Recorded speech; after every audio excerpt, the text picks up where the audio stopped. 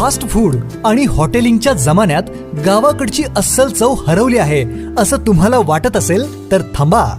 ओम श्री गुरु माऊली घेऊन आले आहेत चटण्या आणि मसाल्यांचा नैसर्गिक आणि गावाकडचा फॉर्म्युला.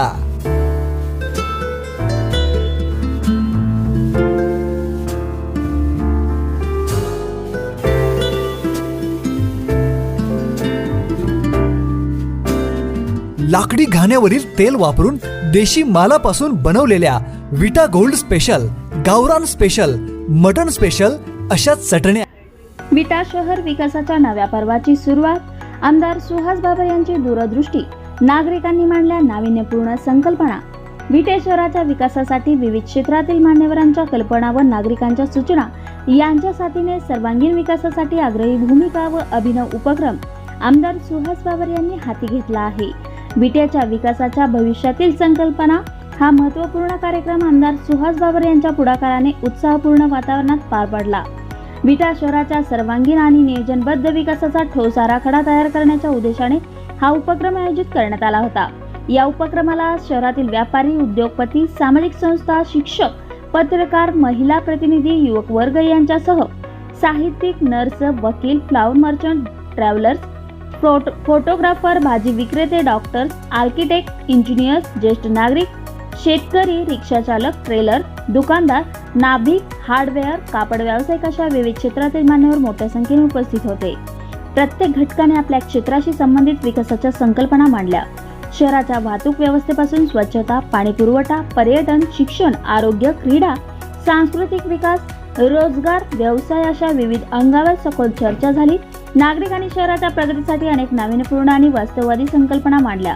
यावेळी आमदार सुहास बाबर यांनी या सर्व मांडलेल्या संकल्पना प्रत्यक्ष कृती आराखड्यात उतरवण्याची ग्वाही दिली. यावेळी आमदार बाबर म्हणाले, नागरिकांच्या कल्पना आणि अपेक्षा लक्षात घेऊन प्रत्येक संकल्पना प्रत्यक्षात आणण्याचा प्रयत्न होईल. शहरातील प्रत्येक घटकाचा सहभाग आणि सहकार्य हेच खऱ्या अर्थाने विकासाचे बळ आहे.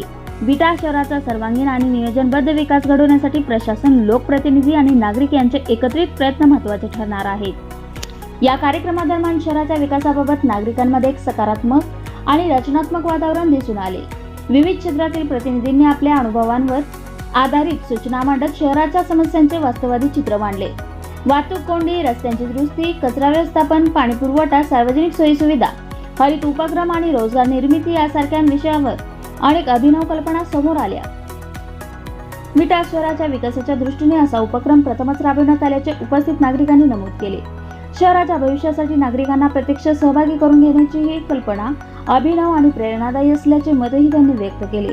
आमदार सुहास बाबर यांनी शहरातील प्रत्येक घटकाला विकासाच्या संकल्पनाच्या केंद्रस्थानी आणून विकास प्रक्रियेला लोकसहभागाची दिशा दिली आहे. हे या उपक्रमाचे वैशिष्ट्य असल्याचे नागरिकांनी सांगितले. अनेकांनी हा कार्यक्रम विटेनगरीच्या विकासाच्या नव्या पर्वाची सुरुवात आणि त्यामध्ये नागरिकांचा सहभाग यामुळे विकासाला नक्की चालना मिळेल असा विश्वास आमदारांसह त्यांच्या कार्यकर्त्यांनी व नागरिकांनीही व्यक्त केला आहे. प्रत्येक गोष्टी हक्क, अधिकार किंवा काही गोष्टी बोलता येत नाहीत. अत्याचार होतो पोलीस स्टेशन, नगरपालिका ह्या ठिकाणी होतात, पण ह्याच्या बाबतीत जरा थोडं दुर्लक्ष होतं. कारण की तक्रार निवारण केंद्र असतं, पण जिथं महिला एक आपुलकीने बोलले जात नाही, प्रत्येकाच्या तक्रारी घेत नाही, ह्याच्या संदर्भात पण भैया तुम्ही लक्ष घालावं असं मला वाटतं. आणि तसंच केंद्र, आधार केंद्र आपल्या ठिकाणी व्हावं. कारण की जिथं महिलांना बाबांनो काहीतरी घरगुती हिंसाचार झाला तर तिला एक निवासस्थान असावं की बाबांनो त्यांचा जोपर्यंत प्रॉब्लेम सॉल्व्ह होत नाही तोपर्यंत त्या महिलेला एक निवास म्हणून असावं.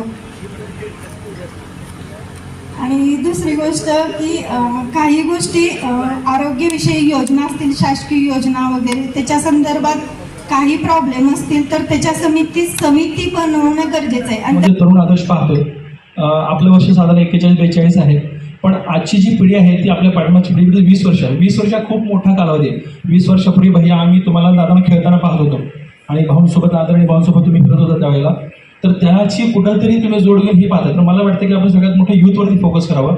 यूथकडे जेवढ्या ॲक्टिव्हिटी, जेवढी क्रिएटिव्हिटी आहे त्या आज समाजामध्ये कुठल्याही देशात कुठंच नाही आहे.